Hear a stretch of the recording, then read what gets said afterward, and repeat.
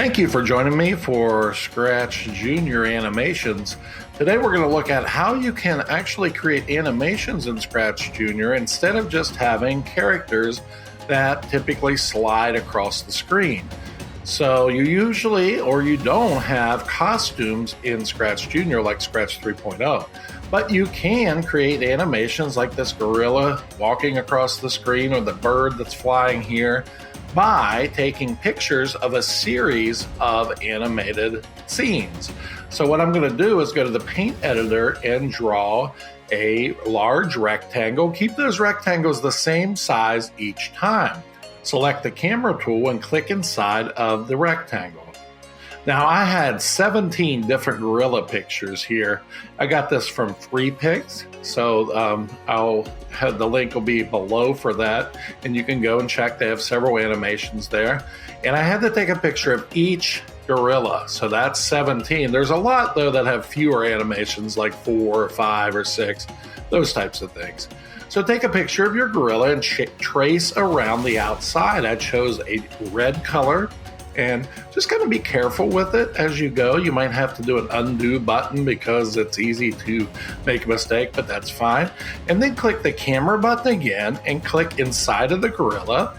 And you're going to take the picture of that same image again. So you might have to, be very steady, get it as close as possible. It's hard to get it perfect. So get it as close as possible, and then you'll hit the button to take a picture, and you'll have that pose or that position of the gorilla or whatever you might be taking an animation of.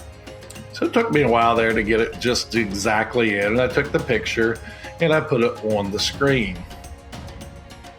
Now I had to put 17 different gorilla poses on the screen to make that walking animation.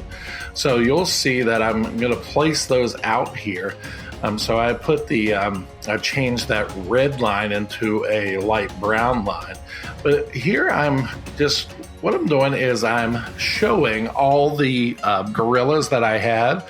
At first, when you put them on the screen, you have to hide them. So each one, you're going to start on wherever your starting position, which is on the left side. I put a gorilla down, and then I took the next pose and I added the gorilla there, and I hit hide. And then I kept doing that all the way across. Now, depending on how many animations that you have or how many poses, depends on how far you'll have to space them apart. As you see here, my gorilla is almost stacked on top of one another. In fact, you only see the ear and part of the head. And that's how that works, where it's going, I'm just getting rid of it here.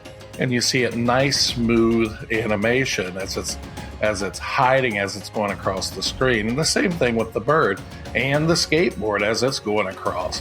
I hope you enjoyed this video. It's going to show you how the skateboard was done here.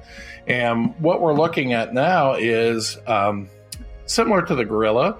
Each one I had to, I think there was only 6 images on the skateboard. And for every one I had to hide. So I'm going to show all those skateboard images here, the boy on the skateboard. And so each one I'm just showing where I put that person. So I started out on my left side. And we have 6 images. Yeah, so we had to get those nice and lined up, and then I hid each one. So you can see I have a little bit of code there. I'm just sending the message there, and it's making each one hide, and then I have some time in between all of those. I hope you enjoyed this video and you create some cool animations.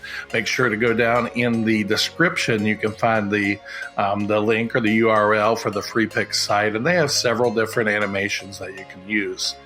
I'd appreciate it if you'd like, subscribe, and share below. Have a wonderful day. Until next time.